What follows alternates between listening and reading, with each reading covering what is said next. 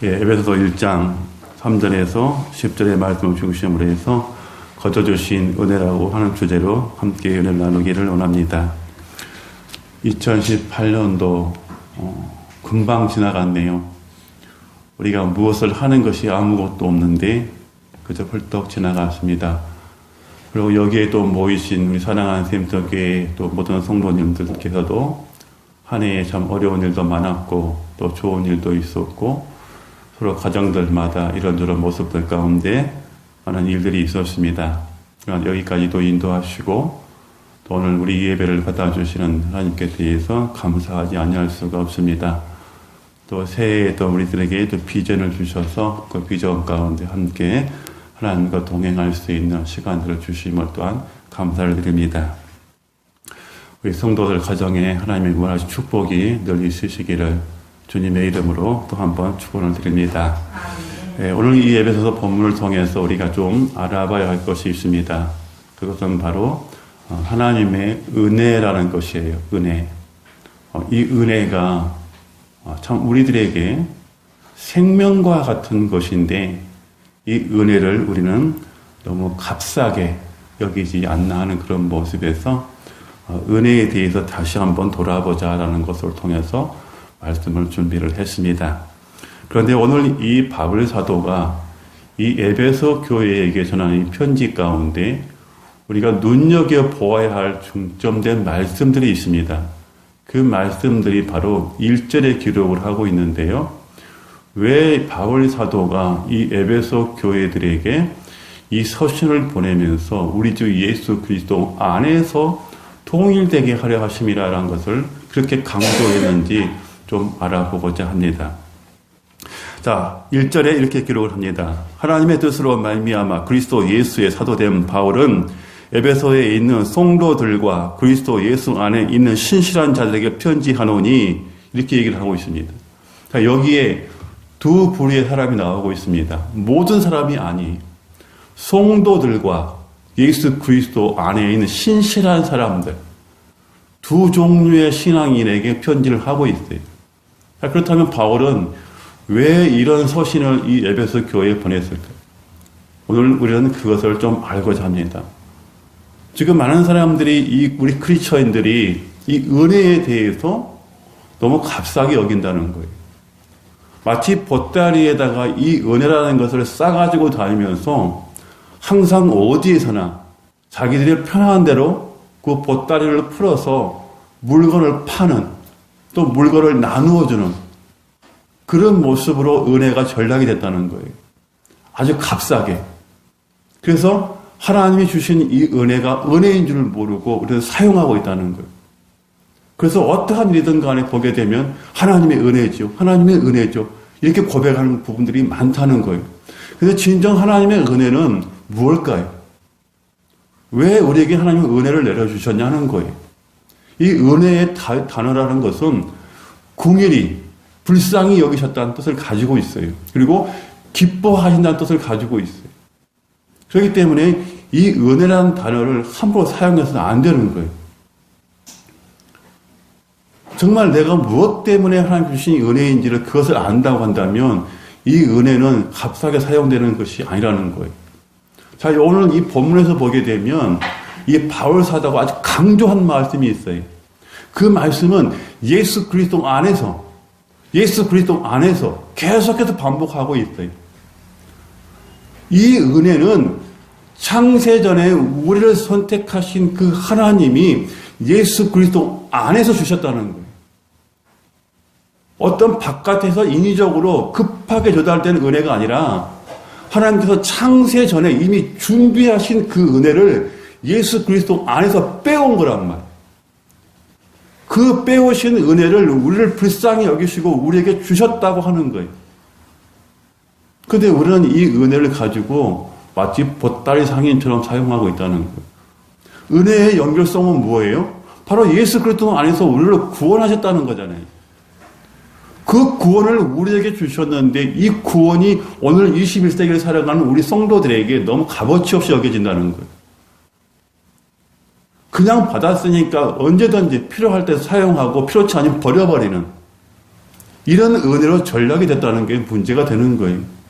그래서 지금 많은 목회자들, 하나님께 눈을 뜨고 있고 하나님께 초점을 맞춰가고 있는 목회자들은 지금 아주 강력하게 설교를 합니다. 마치 살아가는 판에 얼음판에 깔아서 앉아서 말씀을 듣는 것처럼 합니다. 그게 본질이니까요. 그렇지 않으면 이 은혜는 갑자기 전락될 수밖에 없는 것이죠. 마치 하나님이 에덴 동산을 창조하시고 아담과 하와에게 그 많은 복을 주셨음에도 불구하고 하나님의 은혜에 대해서는 값없이 전락시켰다는 것이죠. 그리고 누구의 초점을 맞췄어요? 자기가 하나님보다 높아지겠다고 하는 그 사단의 말에 귀를 기울이고 그가 준 것을 먹였단 말이에요. 그래서 오늘 우리는 어떻게 됐어요? 이런 삶으로 전락하게 된 것이란 말이에요. 그런데 지금까지도 하나님은 우리를 예수 그리스도 안에서 계속해서 우리를 은혜 안으로 끌어들이고 있다는 사실이에요. 오늘 우리는 그것을 좀 알아야 돼요. 오늘 본문에서 뭐라고 말씀하십니까? 3절에 찬송하리로다 하나님 곧 우리 주 예수 그리스도 아버지께서 그리스도 안에서 하늘에 속한 모든 신령한 복을 우리에게 주시되라고 하고 있대요. 자, 신령한 복이 뭐예요? 복. 우리는 세상을 살아가면서 복이 많이 필요합니다. 삶의 복도, 건강의 복도, 또 형통의 복도 많이 필요한 가운데 있습니다. 그러나 가장 우리에게 먼저 필요한 것이 무엇인지를 아시는 하나님께서 우리에게 제공해 주신 그 복이 무언가요? 하늘의 신령한 복이라는 것이죠. 왜 하늘의 신령한 복이 우리에게 먼저 필요하냐는 것입니다. 그것은 바로 말할 것도 없습니다. 예수님과 우리가 하나가 되기 위한 복을 허락하신 거예요. 하나가. 우리가 어떤 모습이었나요? 하나님과 우리 사이는 범죄자의 모습이었단 말이에요. 재판장이 이 범죄한 사람들을 감옥에 가두는 그 역할을 하시는 하나님이 우리가 그런 모습으로 되어 있었단 말이에요. 마치 범죄자의 모습이었단 말이에요. 그런데 예수 그리스도로 말미암아서 통일을 시켜줬어요. 무슨 통일을요? 당신의 아들로 삼으셨단 말이에요. 그 아들 되게 하심이 하늘의 신령한 복이라는 거죠. 그런데 우리는 이 복을 어디로 전락을 시켰나요? 마치 아담과 하와에게 사탄이 주었던 그 열매의 복으로 전환을 시켜버린 것이죠. 그러니까 우리 그리스도인들이 복의 근원이신 하나님을 제대로 찾지 못하는 거예요. 그래서 날마다 우리는 신앙생활을 하면서 무엇을 찾고 있어요? 바알을 찾고 있는 것이죠. 풍요로운 바알. 농사를 지어서 풍요롭게 해주는 바알. 그 바알을 찾고 있는 거예요. 그런데 이 바알이라는 것이 뭐예요? 우상이란 말이에요. 그 열매 곡식을 씨앗을 남겨주신 이가 하나님이시란 말이에요. 그 창조주를 기억하지 아니하고 창조주를 찬송하지 아니하고 바알을 찬송했다. 이렇게 되는 거예요. 그래서 오늘 우리는 이 구원의 열매를 다시 한번 먹게 되는데 이 구원의 열매 속에서 우리는 무엇을 해야 하는 거예요? 그 이유는 다른 것이 아무것도 없어요. 하나님이 우리와 예수 그리스도의 사이에 중보자를 세워놓으시고 그분을 통해서 화목하게 하시는 거예요. 화목하게. 그 화목이 어디서 나옵니까? 4절에 보게 되면 곧 창세전에 그리스도 안에서 우리를 택하사 우리로 사랑 안에서 그 앞에 거룩하고 흠이 없게 하시려고 이렇게 말씀하고 있어요. 하나님이 우리를 부르신 뜻은 무엇이라고요? 예수 그리스도와 화목하게 하고 그로 말미암아서 거룩하게 하게 하심이라. 그런데 우리를 창세전에 택했다고 그래요. 창세전에 이미 여러분들이 조성되기 전에 세상이 조성되기 전에 이미 하나님 여러분을 택하셨다는 거예요. 그 택하신 복들을 지금 여러분들에게 나눠주고 계시는 거예요. 예수 그리스도로 말미암아서. 근데 우리는 그것을 모르고 있다는 사실이에요. 창세전에 하나님과 예수님과 우리가 같이 있었어요. 그냥 어떠한 우리가 조급의 그 급달로 인해서 조성된 게 아니라는 거예요. 남편과 아내로 말미암아서 조성된 것이 아니라는 거예요. 만약에 그렇게 됐다면 사라가 이삭을 낳을 수가 없는 것이 관계가 되는 거죠. 그것이 아니고 창세전에 우리를 선택하셨기 때문에 사라가 이삭을 낳는 것이 그와 마찬가지로 이미 하나님은 조성시키셨다는 거죠. 여러분을 만들어 놓으셨다는 거예요. 그리고 여러분을 택하셔서 이 복음의 말씀을 듣게 하신 거예요. 왜요? 여러분들에게 복을 주시기 위해서. 무슨 복을? 하늘의 신령한 복. 그리스도와 연합하는 복을 주시기 위한 계획이었다는 것이죠. 그래서 우리 외형에서 들어온 어떠한 다른 복이 아니라 온전히 하나님께서 우리에게 복을 주시려고 그 은혜를 예비해 주셨다는 거예요. 그 은혜의 예비 가운데 여러분이 지금 이 자리에 앉아 계시는 거예요. 그 복을 누려야 되는 거예요. 세상의 복이 아니라 하늘의 신령한 복, 예수 그리스도로 말미암아 연합되는 복을 만들어 가야 됩니다. 그런데 하나님은 오늘 우리들에게 이 연합된 복을 왜 주시냐는 것을 알아야 되는 거예요. 그것을 모르게 되면 예수 그리스도와 연합될 필요가 없는 거예요. 가장 잘 설명하고 있는 것이 뭐예요? 요한복음 15장 4절에서 7절의 말씀이잖아요. 하나님이 우리와 연합된 관계 속에서 우리에게 복을 주시려고 하시는 그 이유가 뭔지 요한복음 15장 4절에서 7절에 정확하게 설명을 하고 있잖아요. 거기서 뭐라고 말씀하셔요?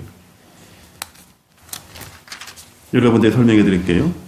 내 안에 거하라 나도 너희 안에 거하리라. 가지가 포도나무에 붙어있지 아니하면 스스로 열매를 맺을 수 없는 것 같이 너희도 내 안에 있지 아니하면 그러하리라. 나는 포도나무여 너희는 가지라. 그가 내 안에 내가 그 안에 거하면 사람이 열매를 많이 맺나니 나를 떠나서 너희가 아무것도 할 수 없음이라. 사람이 내 안에 거하지 아니하면 가지처럼 밖에 버려져 마르나니 사람들이 그것을 모아다가 불에 던져 사르느니라. 너희가 내 안에 거하고 내 말이 너희 안에 거하면 무엇이든지 원하는 대로 구하라. 그리하면 이루리라. 아멘. 오늘 이것이 목적이에요. 하나님 뜻은. 예수 그리스도 안에서 하나가 되게 하는 그 은혜가 오늘 우리에게 주어졌다는 거예요. 은혜는 보따리 상이 아닙니다. 물건을 파는 그 은혜가 아닙니다. 어떤 분이 이런 얘기를 했어요. 보따리 장사에 값없는 그 은혜는 교회를 망하게 할 수 있다. 이 은혜는 아주 소중한 겁니다. 정말 여러분들이 평생을 간직해야 할 보배 같은 것입니다.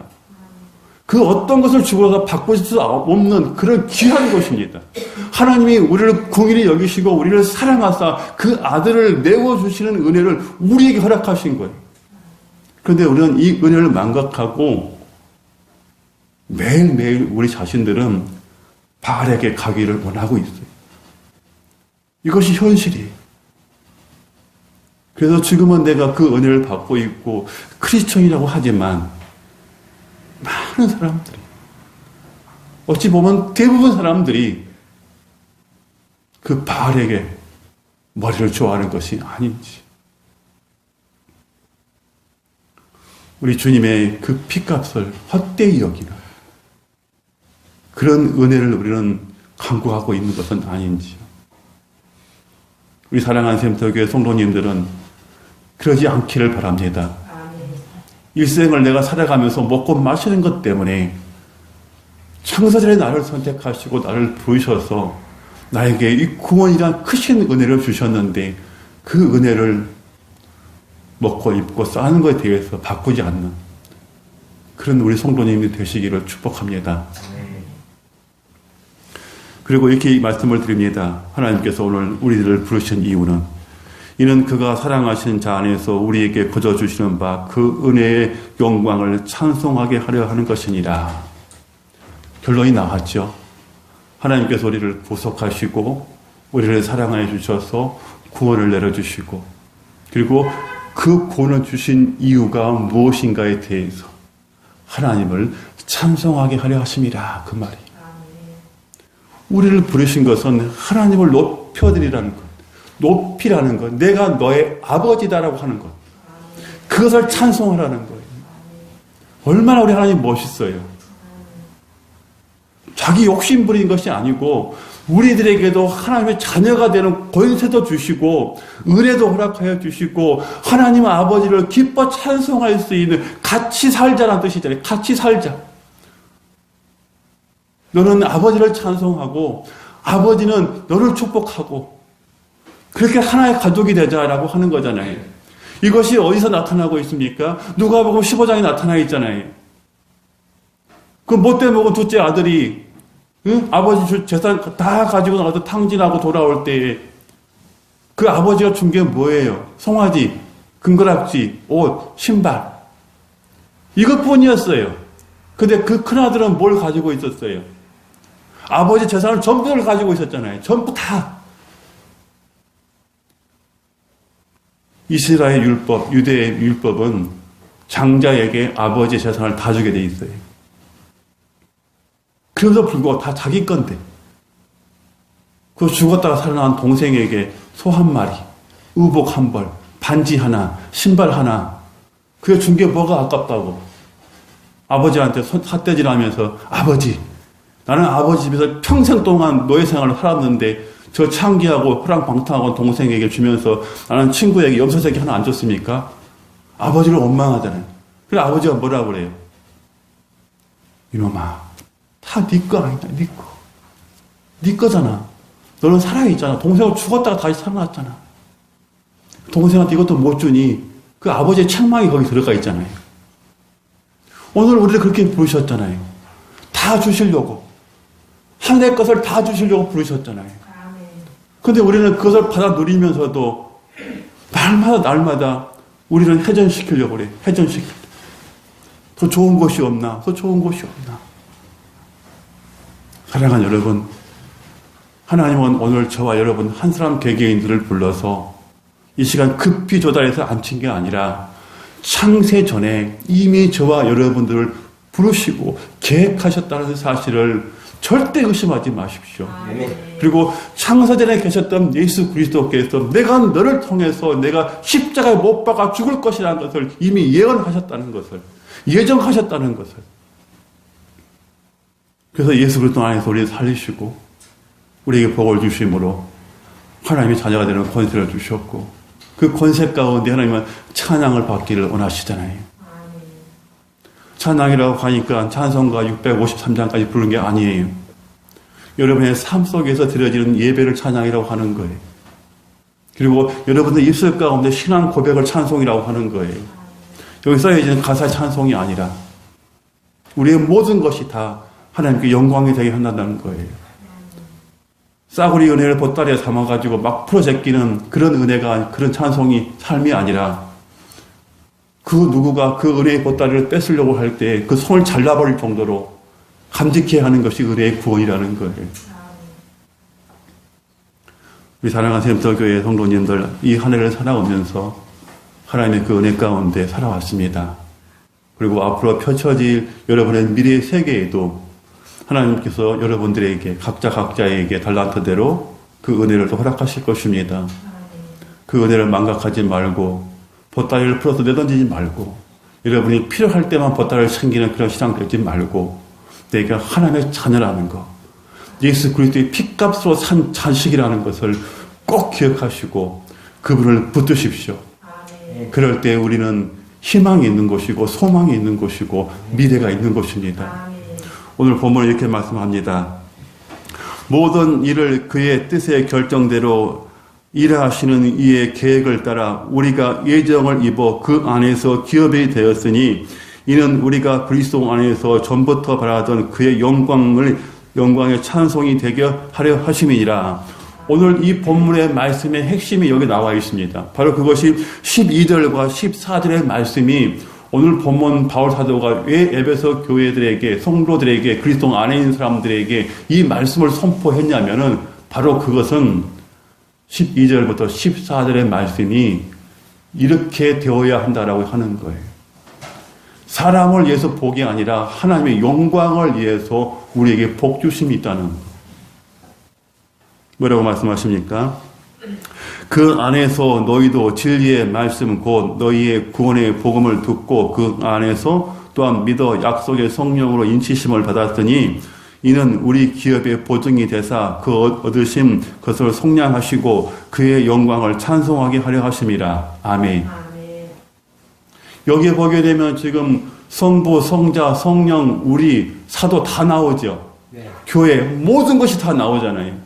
이 짤막한 말씀 가운데 하나님의 영광이 그대로 나타나고 있잖아요. 어떻게 해서 교회를 세우실 것이고 어떻게 해서 성령을 보내시고 어떻게 해서 하나님 자녀가 된 인치심을 허락하시고 그의 교통하심이 있을 것이고 그의 피로 보혈을 말미암아서 우리를 구원하실 것이고 이 모든 것이 다 통틀어서 하나님의 은혜라고 말씀하시잖아요. 그래서 바울 사도는 강조하기를 예수 그리스도 안에서, 예수 그리스도 안에서, 예수 그리스도 안에서, 그 안에서가 7번이 나와요. 그리고 하나님 주 예수 그리스도 따지면 11번이 나와요.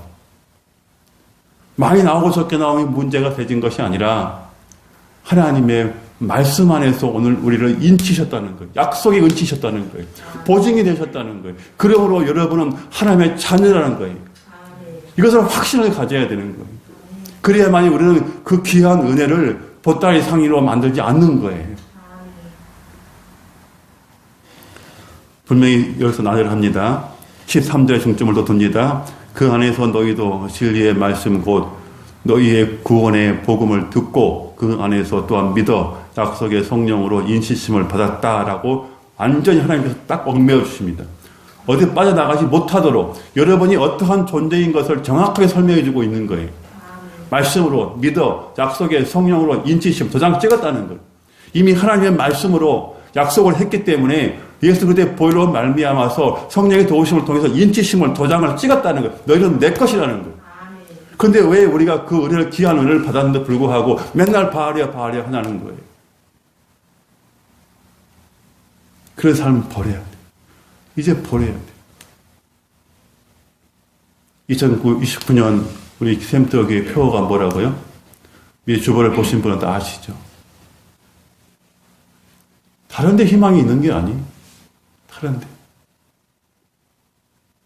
다른 데 희망이 없어요. 소망이 없습니다. 오직 우리의 소망은 하나님에게 두는 거예요. 하나님. 그분에게 우리의 소망을 두었을 때에 그분으로 인해서 우리가 살아가는 거예요.